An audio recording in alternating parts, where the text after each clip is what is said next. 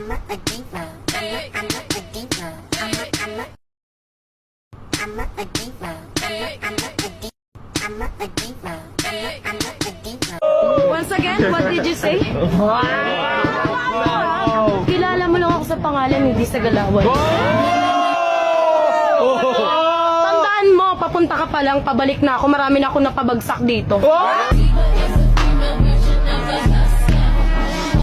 a diva. I'm a diva. Ano ako sa kanya? Alo, ano masasabi mo dun? Baka di ka talaga mahalaga.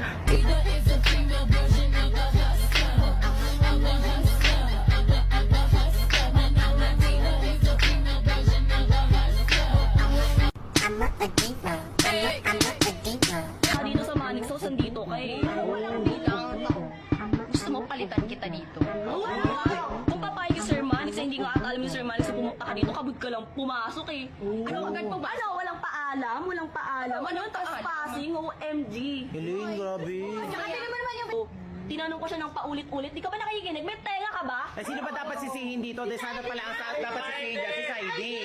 Kasi nag-aaway kayo ng ganyan. Gito na lang, ibigay mo na lang si Saidi kay Elaine. Oh. Anong ibigay si Zaidi kay Elaine? Hindi pwede. Hindi ako papayag. Uy, bakit ka naman papayag? Sino? Ikaw yung bakit Ilinyay. niya?